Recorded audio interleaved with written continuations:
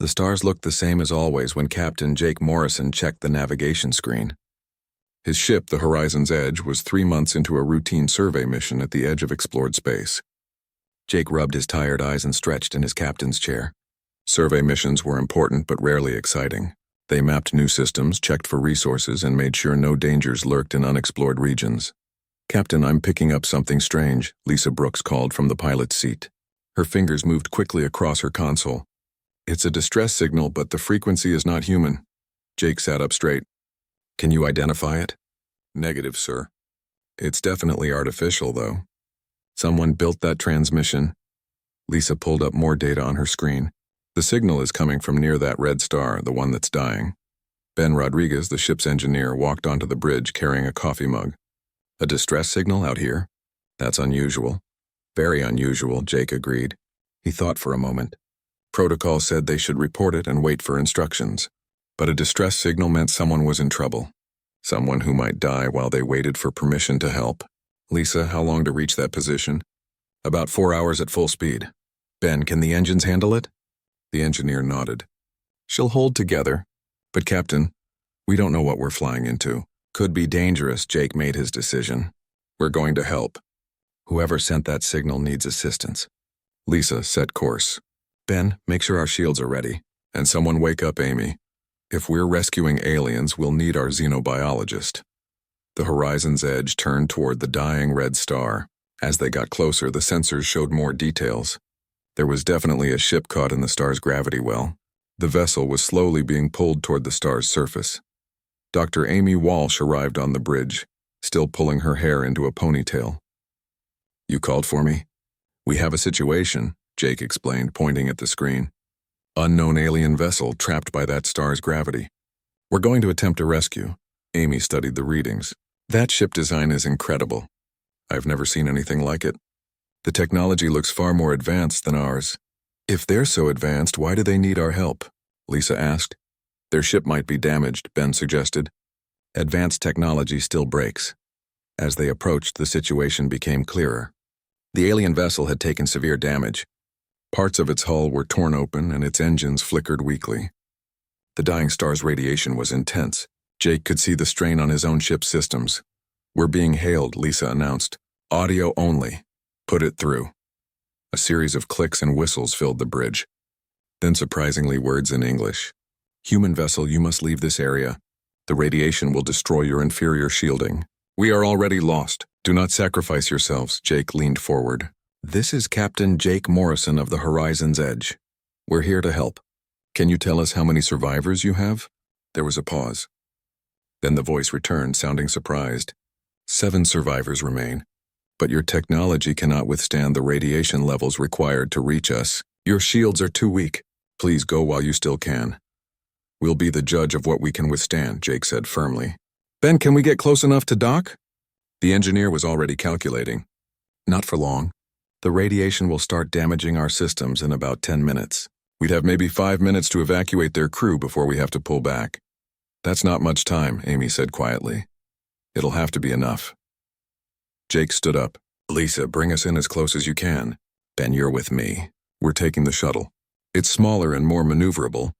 Amy, prepare the medical bay for injured aliens. We don't know what condition they'll be in." "Jake, this is crazy," Lisa said, worry clear in her voice. "Probably," Jake admitted with a slight smile. "But it's the right kind of crazy. If someone was stranded and in danger, I'd want them to try to save me too." The shuttle separated from the Horizon's Edge and headed toward the damaged alien vessel. Jake piloted while Ben monitored their shields. The radiation levels climbed higher and higher. Warning alarms began to sound. "Shields at 60%, Ben reported. 50%. 40%. "Just a little closer," Jake muttered, fighting the controls as the star's gravity tried to pull them in. Almost there. They docked with a hard clang. Jake and Ben pulled on their helmets and moved to the airlock. On the other side, they found the aliens waiting. Jake's first look at the Velkari took his breath away. They stood about 7 feet tall with 4 arms and tough plated skin that looked almost like insect armor. Their faces were alien but expressive, with large multifaceted eyes. "Quickly, please," one of them said, its voice translator working perfectly. "We are grateful, but you must not die for us." Jake and Ben helped the aliens through the airlock. One of them was clearly injured, supported by two others. They moved as fast as they could, but the injured one was struggling. Shields at 20%, Ben's radio crackled. "We need to go, Captain." Jake looked at the injured alien. She was taller than the others, and her armor plating had decorative patterns that suggested importance. "Can you walk faster?" "Go," the injured one said weakly. "Save the others." "Leave me." "Not happening," Jake said firmly. He moved beside her and took some of her weight. "Ben, help me. We're not leaving anyone behind." Together, they got all 7 aliens into the shuttle. Jake practically threw himself into the pilot's seat and fired the engines. The shuttle pulled away from the dying vessel just as another explosion tore through its hull. "Shields at 5%, Ben reported. "We're not going to make it back to the ship. We'll lose shielding before we clear the radiation zone." Jake's mind raced. Then he had an idea. "Ben, can you route power from our weapon systems to the shields?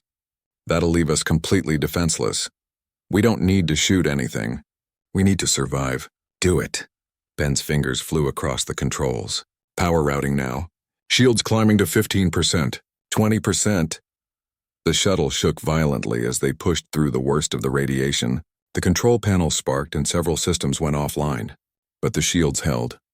Barely. They docked with the horizon's edge, and Lisa immediately set course away from the dying star. Amy was waiting in the medical bay with whatever supplies she thought might help with alien injuries. The Velkari survivors looked around the human ship with obvious curiosity. "Thank you," the tallest one said to Jake. "We are in your debt. Though I must ask, why did you risk your lives for strangers? Your species is unknown to us. We had no alliance, no treaty, no obligation." Jake shrugged. "Where I come from, someone needs help, you help them. It's that simple."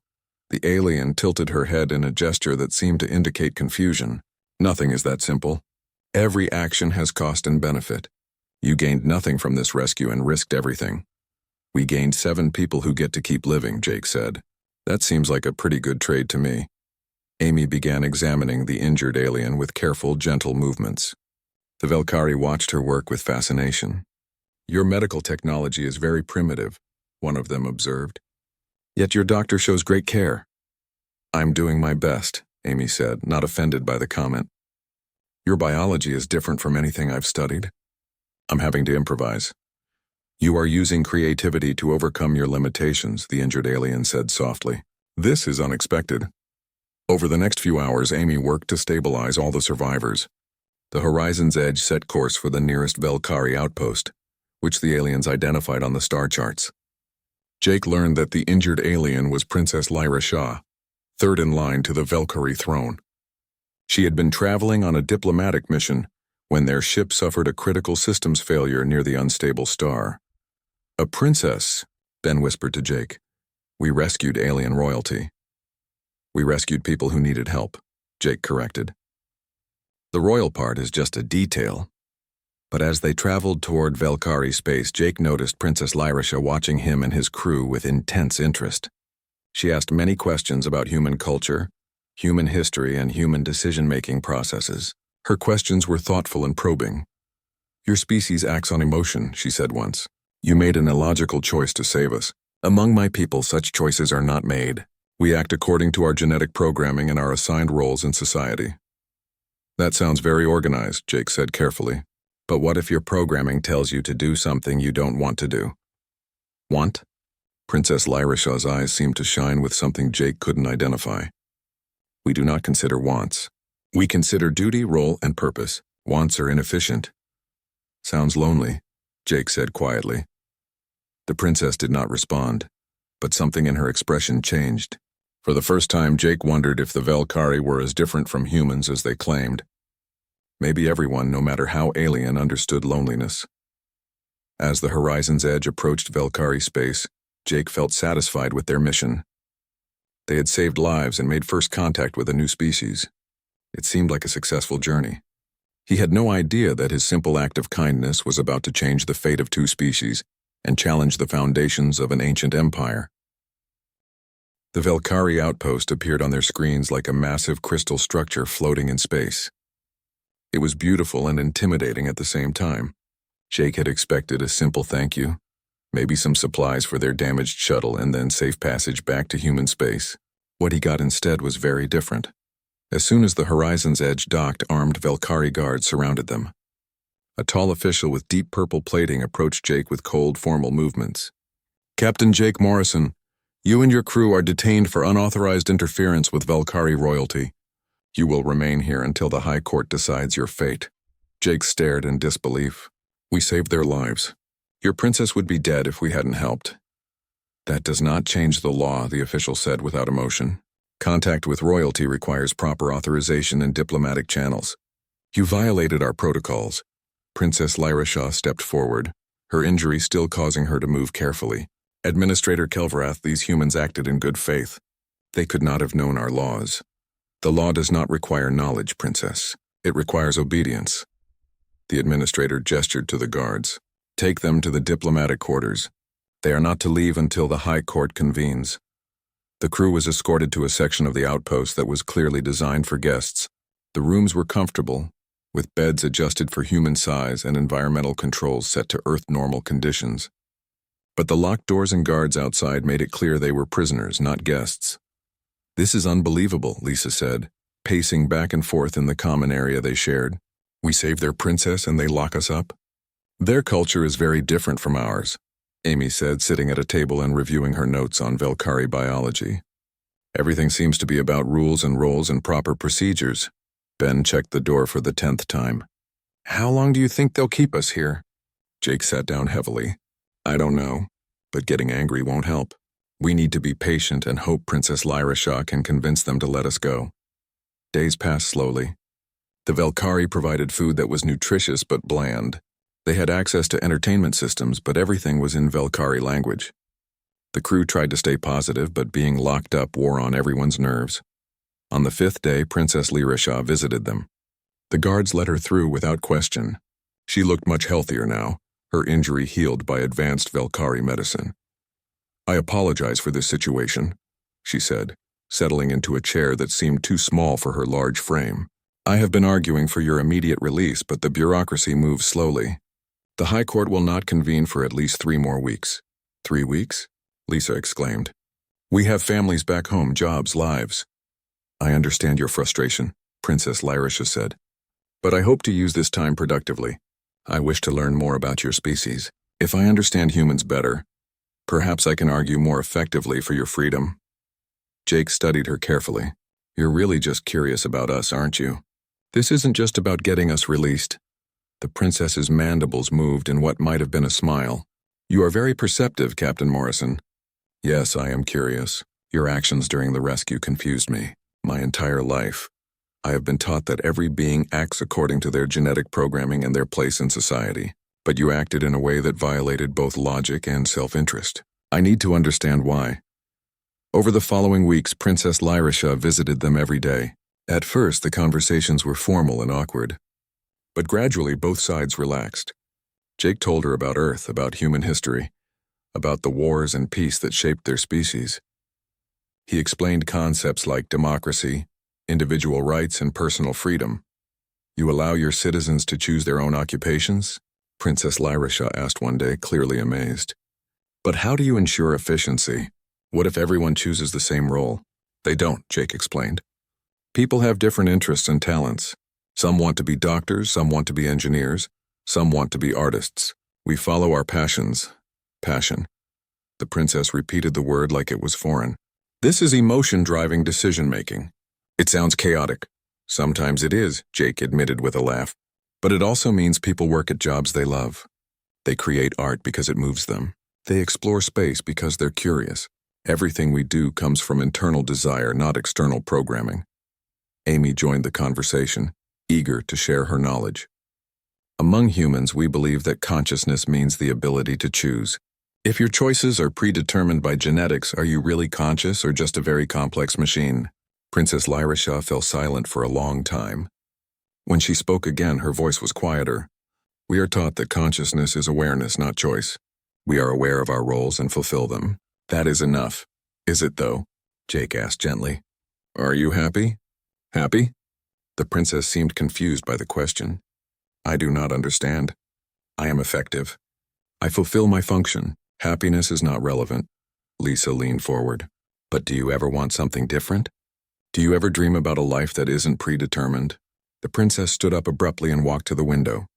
Outside, other Velkari moved with precise, efficient movements through the station corridors. Everyone had a purpose and a place. It looked organized and peaceful, but Jake saw something in Princess Lyrishaw's posture that spoke of loneliness. Sometimes, the princess admitted quietly, I observe the younger Velkari before their roles are assigned. They move with less purpose but more variation. Then they receive their genetic analysis, learn their function, and become efficient. And I wonder if something beautiful is lost in that moment. It is, Jake said softly. You're losing possibility. The wonder of not knowing what you might become. Princess Lyrishaw turned to face him. Is that wonder worth the chaos? The uncertainty? The possibility of choosing wrong?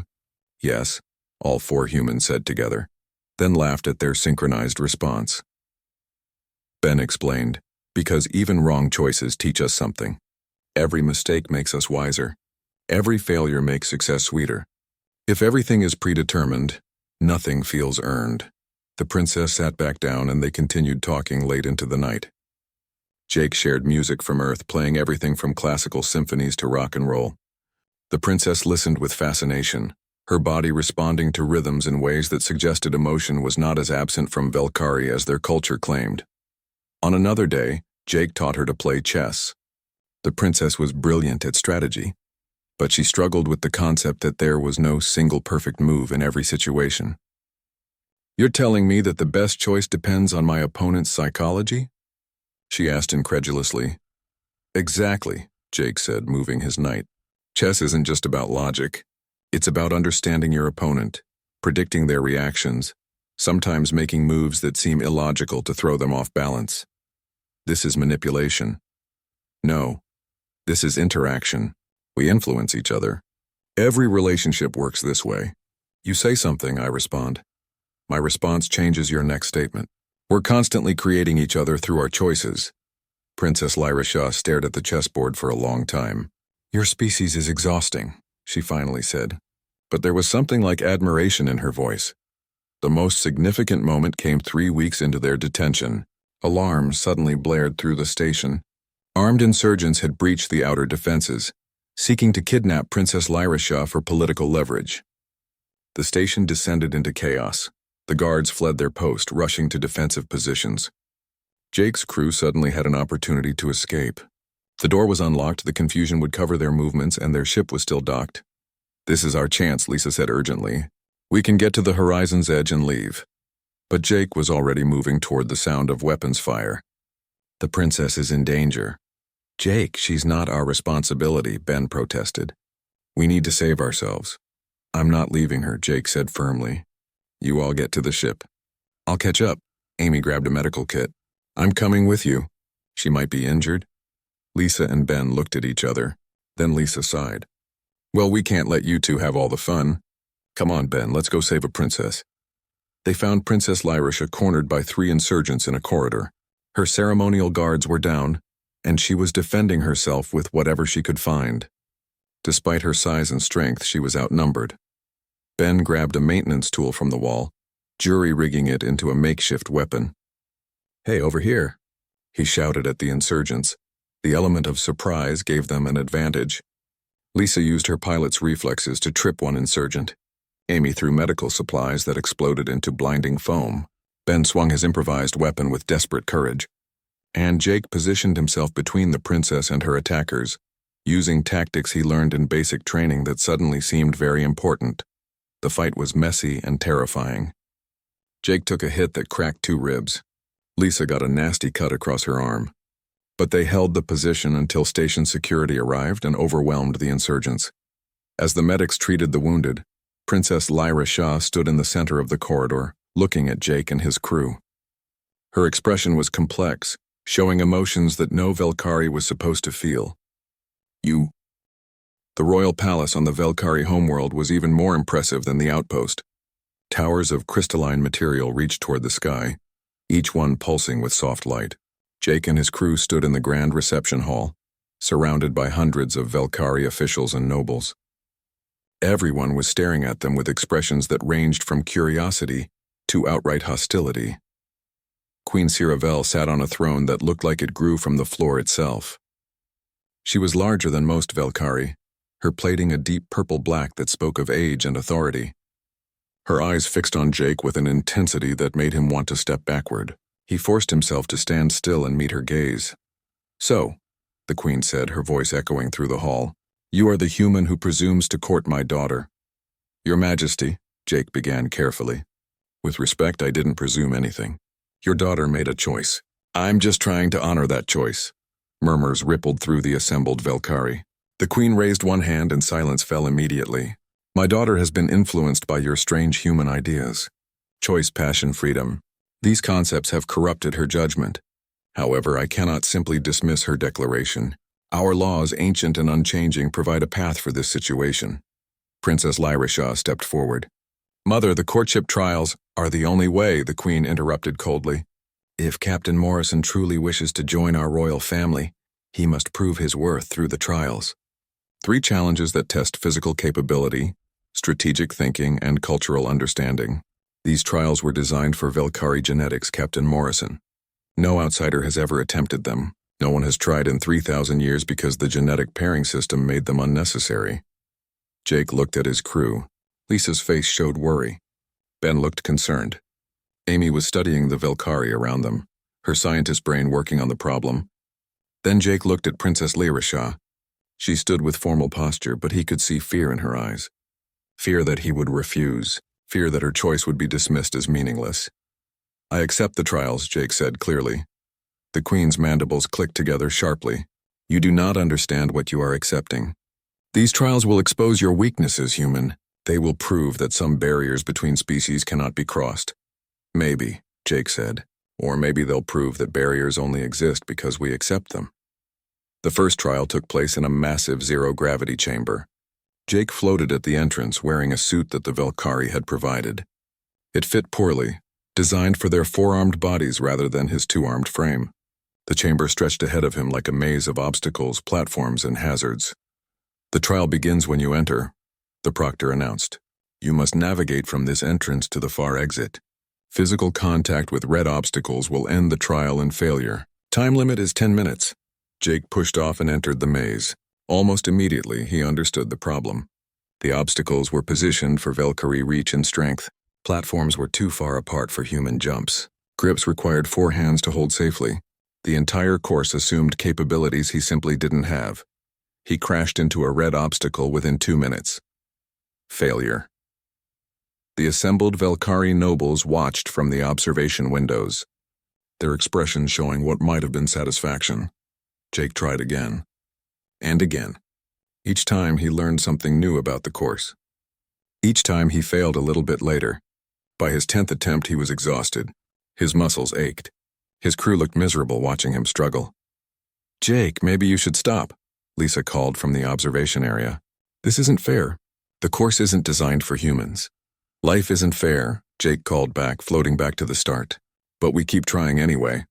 Princess Lyra Shah watched from a private balcony with her mother. "He will destroy himself attempting this," the queen observed. "His body cannot handle the strain. Perhaps you should release him from this obligation." "He won't quit," the princess said softly. "I am beginning to understand that about humans. They don't accept predetermined outcomes." Jake attempted the course again and again. By his 15th try, something changed. He wasn't trying to complete the course like a Velkari anymore. He was finding his own path. Where they would use strength, he used momentum. Where they would grab with multiple hands, he used his whole body. Where they would jump, he pushed off walls at angles. His movements became a dance of human improvisation. When he crossed the finish line, the timer showed 9 minutes and 53 seconds. The observation chamber fell absolutely silent. Several Velkari officials checked their instruments multiple times, unable to believe what they had seen. Queen Siravel stood slowly. The first trial is passed, barely. The second trial took place in a strategy room. Jake sat before a holographic display showing a space battle simulation. Dozens of ships moved across a star system, representing a defensive fleet under his command. The proctor explained the scenario. An overwhelming enemy force was approaching. Jake's fleet was outnumbered 3-1. His supply lines were cut. Reinforcements would not arrive in time.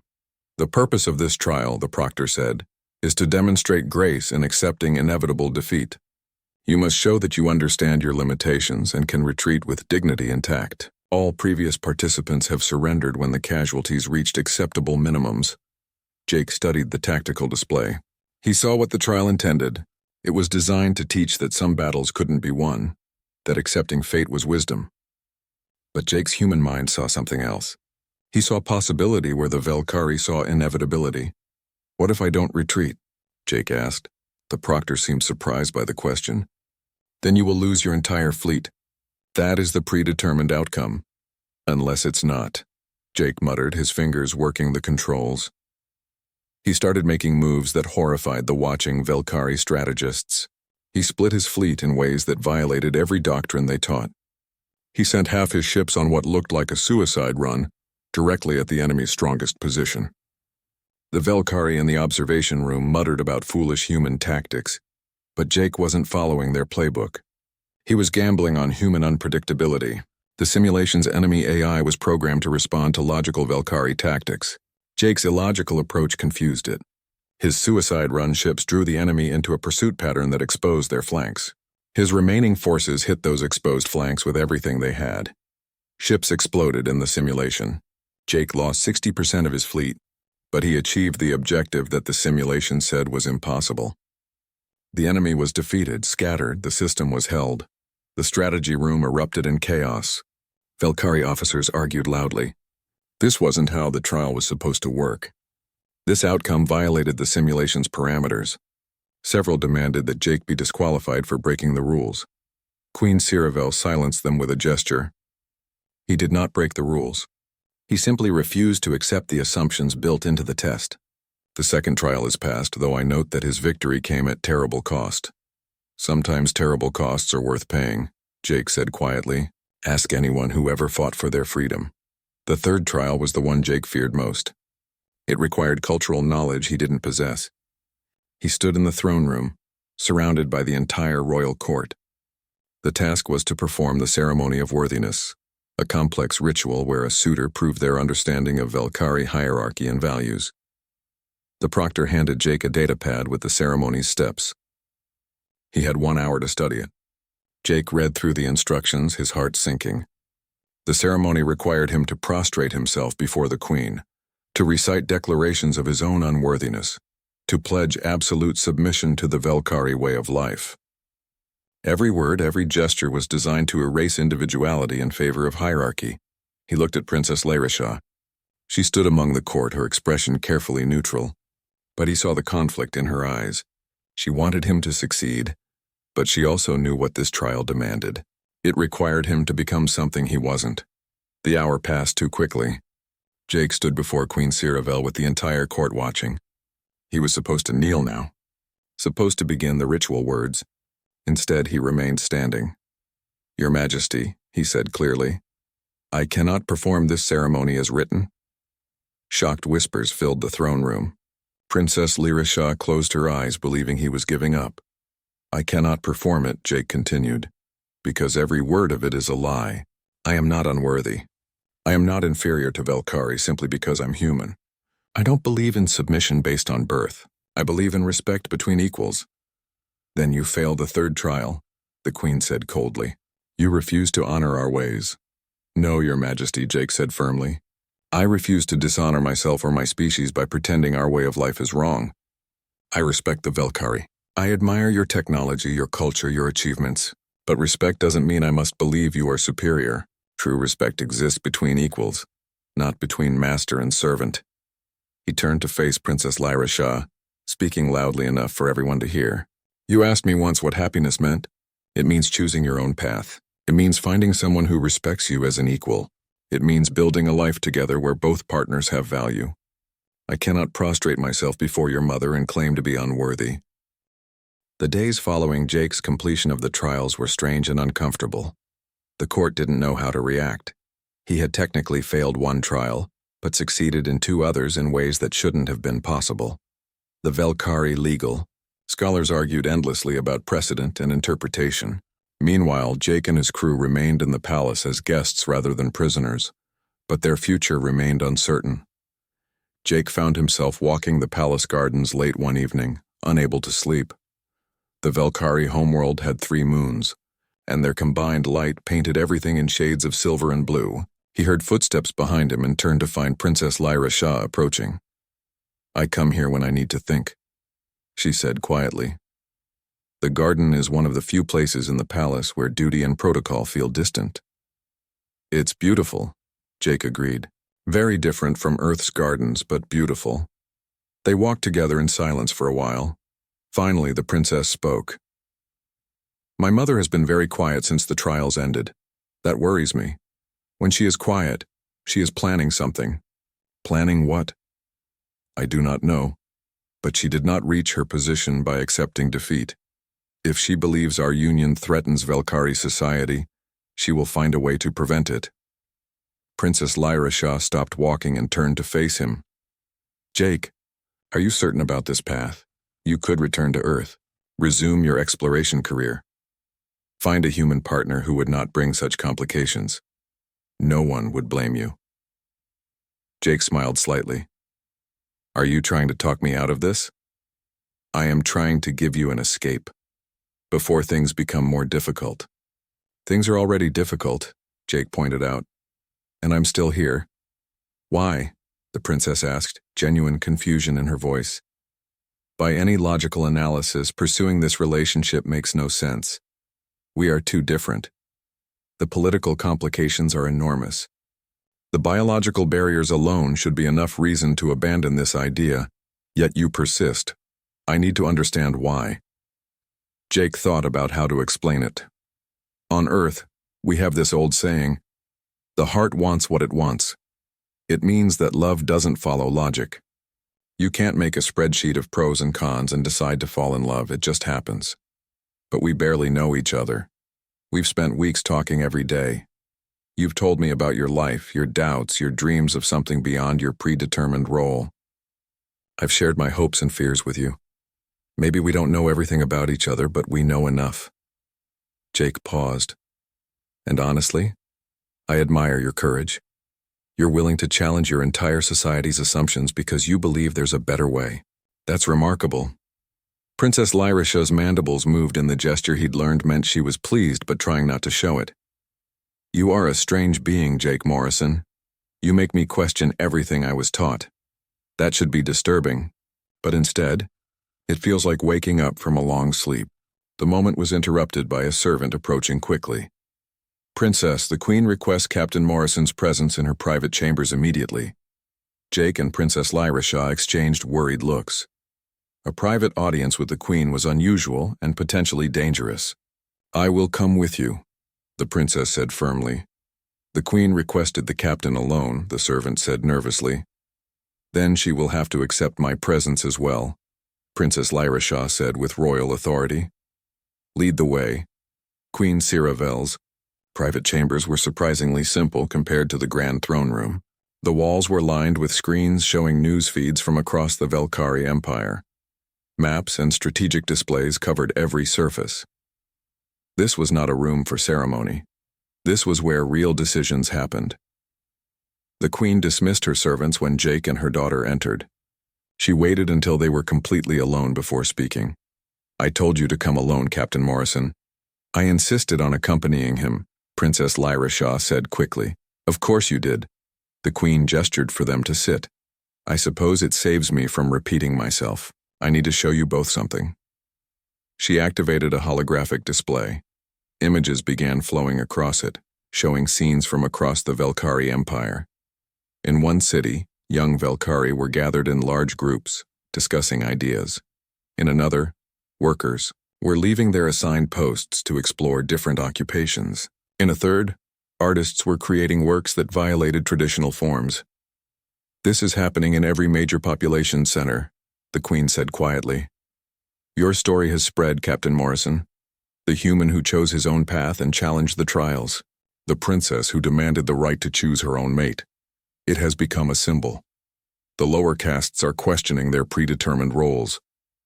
Young Velkari are refusing their genetic assignments. Our carefully ordered society is beginning to fracture." Jake felt his stomach sink. Your Majesty, I never intended— Intentions are irrelevant, the Queen interrupted. Impact is what matters. Our society has been stable for millennia because everyone accepted their place. Now, you have introduced doubt. Doubt leads to chaos. Chaos leads to collapse. Princess Lyra leaned forward. Or doubt leads to growth, Mother. Maybe our society has been stable because it was stagnant. Maybe we've been so focused on maintaining order that we forgot to evolve. Easy words from someone who has never seen true chaos, the Queen said sharply. Then her voice softened slightly. But not entirely wrong. I have been studying human history since your arrival, Captain Morrison. Your species has experienced terrible wars, famines, disasters. Yet you persist. You adapt. You grow. And I have been forced to acknowledge something uncomfortable. She pulled up another display, this one showing comparative data. The Velkari Empire has not produced a significant technological innovation in 500 years. We have not expanded our territory in 1,000 years. We have not created new art forms in even longer. We maintain what we have built, but we build nothing new. We are a museum civilization, perfectly preserving ourselves while the galaxy changes around us. Jake remained silent, sensing that the Queen needed to work through this herself. I had a choice once, the Queen said suddenly, her voice quiet. Before I became Queen, I was assigned to mate with the genetically optimal partner for producing royal heirs. But I loved someone else, someone unsuitable, a lower caste scientist who made me laugh and challenged my thinking. Princess Lyra eyes widened. Mother, you never told me this. Why would I? I made the proper choice. I made it as assigned, produced heirs according to genetic optimization. My unsuitable love was reassigned to a distant research station where I would never see him again. I became an exemplary queen by crushing every personal desire I ever had. Queen Ciravel looked directly at her daughter, and I have spent every day since wondering what life I might have lived if I'd been brave enough to choose differently. The room fell silent. Jake finally understood why the Queen seemed so conflicted. She wasn't just protecting her society. She was protecting the choice she made by ensuring no one else could make a different choice. If she allowed her daughter to choose love over duty, it would mean her own sacrifice had been unnecessary. I cannot allow your marriage, the Queen said finally. Not because you failed the trials, Captain Morrison. Honestly, your performance was more impressive than I care to admit, but because your union would destroy everything I have sacrificed to maintain. If I permit my daughter to choose her own path, then I must acknowledge that I could have chosen my own path. That admission would break me. So you're keeping me imprisoned in your past, Princess Lyra said, her voice rising. My happiness must be sacrificed to justify your unhappiness. It is not that simple. It is exactly that simple. The princess stood abruptly. You made your choice, Mother. You have lived with it. But you cannot force me to make the same choice to feel better about yours. That is not love. That is control.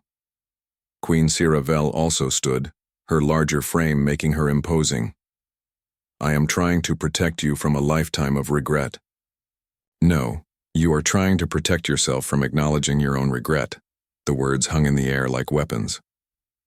Jake saw real pain in the Queen's eyes. Finally, she spoke again, her voice carefully controlled. I will make you an offer.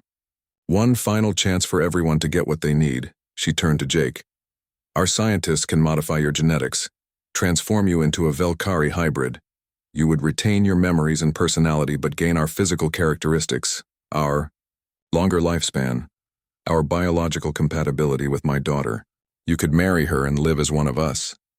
Your difference would be erased and my daughter would have her chosen mate. Jake felt cold. You want me to stop being human. I want you to become something that fits within our society, the Queen corrected. Is that not a fair compromise? You gain the princess. She gains you. And our social order is preserved because you will be Velkari, not human. What if I refuse? Jake asked quietly. Then you will return to human space immediately. And my daughter will be assigned to her proper genetic match within the month. She will do her duty, bear heirs according to optimization, and forget this foolish dream of choice and love. Princess Lyra Shah looked at Jake, her expression desperate. Jake, maybe you should consider— No, Jake said firmly. He looked at the Queen. Your Majesty, with respect, your offer is poison. If I become Velkari to marry your daughter, then I— Jake walked through the palace corridors alone, his mind spinning with impossible choices. Become something he wasn't to stay with the woman he loved, or remain himself and lose her forever. Neither option felt right. Both felt like defeat. He found his crew in their shared quarters. Lisa was reviewing star charts, probably planning their route back to human space. Ben was repairing some equipment, his hands busy while his mind worked through problems. Amy was making notes about Velkari biology, always the scientist even in crisis. How did it go with the Queen? Lisa asked, looking up from her work. Jake sat down heavily and explained the Queen's offer. His crew listened in silence until he finished. Then they all started talking at once, offering advice and opinions. Finally, Ben held up his hand for quiet. This is Jake's choice to make, Ben said firmly. But I want to say something. Jake, we became explorers to build bridges between species. Sometimes building a bridge requires personal sacrifice. No, Amy interrupted. Sometimes building a bridge means showing other species who we truly are. If Jake changes himself to fit their expectations, what message does that send? That humans aren't good enough as we are? But if he walks away, Princess Lyrisha loses everything, Lisa pointed out. She challenged her entire society for him. Doesn't he owe her something? He owes her honesty, Amy said. Not transformation. Real love accepts people as they are. Jake appreciated their perspectives, but he knew the decision was ultimately his. He stood and walked to the window, looking out at the alien landscape. 3 moons hung in the sky, beautiful and strange. He thought about Earth's single moon, about home, about who he was. A small sound made him turn. A young Velkari servant stood in the doorway, nervous and uncertain. Captain Morrison, may I speak with you? Of course. Come in. The servant entered hesitantly.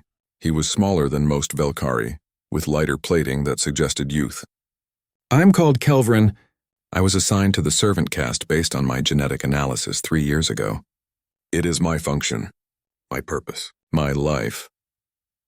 Okay, Jake said gently, wondering where this was going. But I heard your story, Kelvrin continued, his words coming faster now. How you chose your own path. How you refused to accept predetermined outcomes. How you completed the trials not by following the rules but by finding new ways. And I started to wonder, what if I could choose too? What would you choose? Jake asked. I don't know, Kelvrin admitted. That's the terrifying part. I have spent my whole life being told exactly what I should do. The idea of choosing frightens me. But it also excites me. Is that the word? I think I might want to be a teacher. Or maybe an artist. Or perhaps something I haven't even imagined yet. The possibility is overwhelming. Jake felt the weight of what this young Velkari was saying. His actions had consequences beyond his personal situation. People were watching, learning, hoping. Can I tell you something? Kelvrin said quietly. If you stop being human to save the princess, then your message dies with your transformation. We need to see that being different is not being wrong. We need to see that you can stand up for who you are, even when it costs you everything. Because if you can do that, maybe we can too. After Kelvrin left, Jake sat in silence for a long time. His crew gave him space.